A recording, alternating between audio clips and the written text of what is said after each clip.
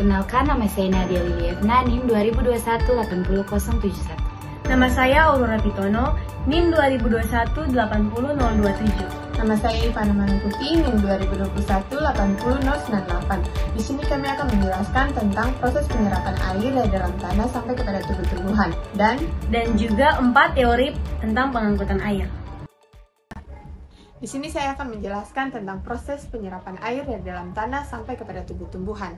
Proses penyerapan pada tanaman terjadi karena adanya proses difusi, osmosis, transport aktif, dan imbibisi sebagai sistem transport air, mineral, dan hasil metabolisme. Penyebaran air pada tumbuhan dilakukan dengan dua cara, yaitu penyerapan air secara aktif dan penyerapan air secara pasif. Penyerapan air secara aktif dilakukan oleh sel hidup. Proses pengangkutan air dan mineral dalam tanah diawali dari air dalam tanah diserap oleh rambut akar. Air dan mineral memasuki tumbuhan melalui epidermis akar, melintasi korteks akar, dan masuk ke dalam stele. Melalui pembuluh xilem, air dan mineral menyebarkan dari stele ke dahan tertinggi daun. Jadi di sini saya akan menjelaskan lebih lanjut mengenai 4 teori penyerapan air oleh akar. Yang pertama ada teori tekanan akar. Pada awalnya diperkirakan air naik ke bagian atas tanaman karena adanya tekanan dari akar. Hal ini didasarkan atas fakta bahwa jika batang tanaman dipotong dan kemudian dihubungkan dengan selang manometer air raksa, maka air di dalam selang tersebut akan terdorong ke atas oleh tekanan yang berasal dari akar. Nah, tekanan akar merupakan kemampuan akar untuk mendorong air dalam xilem menuju ke atas. Daya tekanan akar ini merupakan hasil aktivitas sel-sel epidermis dengan rambut akarnya yang terus-menerus menyerap air dan zat yang terlarut di dalam tanah dan menyebabkan konsentrasi air dan juga tekanan turgor sel akar meningkat. Yang kedua ada teori kapilaritas.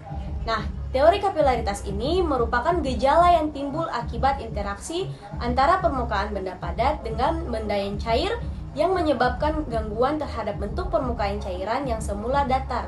Di dalam pipa yang kecil, hal ini menyebabkan naiknya permukaan cairan.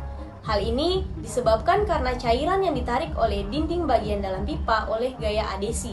Meningkatnya konsentrasi air dan tekanan turgor sel menyebabkan terjadinya dorongan air ke atas di dalam pembuluh xilem.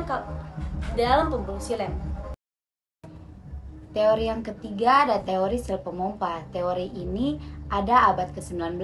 Diyakini bahwa pergerakan vertikal air dari akar ke daun adalah karena adanya peranan sel-sel khusus yang berfungsi memompakan air ke atas. Sel-sel ini diperkirakan berada pada setiap interval jarak tertentu dan pada posisi yang berurutan secara suksesif.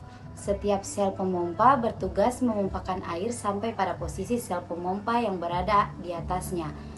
Hal ini berlangsung secara kontinu dari akar sampai ke daun. Tetapi hasil kajian anatomis yang teliti gagal menemukan keberadaan sel-sel pemompa ini. Teori yang keempat ada teori kohesi.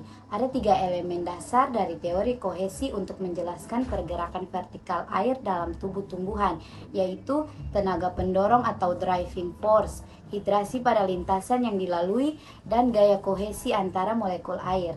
Kohesi yang merupakan gaya tarik antar molekul sejenis adalah kunci dari peristiwa naiknya cairan pada tumbuhan. Inilah daya tarik yang juga akibat adanya ikatan hidrogen antara molekul air di dalam lintasan tersebut. Dalam lingkungan khusus tersebut, daya kohesi sangat tinggi karena air mempunyai daya pegang yang besar, sehingga jika air tertarik oleh osmosis dan penguapan dari titik tertentu di dinding sel pada puncak pohon yang tertinggi, tarikan itu berlanjut di sepanjang jalur hingga menuju ke bawah, melalui batang dan akar sampai ke tanah. Seorang ahli botani berkebangsaan Irlandia, Henry H. Dixon, pada tahun 1914 merumuskan hipotesis bahwa tegangan yang timbul karena peristiwa transpirasi, pengambilan air oleh sel hidup secara osmotik, dan hidrasi dinding sel. Semua ini menarik air dari lintasannya dalam tumbuhan, membantu pergerakan air dari bawah ke atas melalui kolom air yang sinambung karena adanya kohesi. Sekian penjelasan dari kami, semoga bermanfaat. Terima kasih.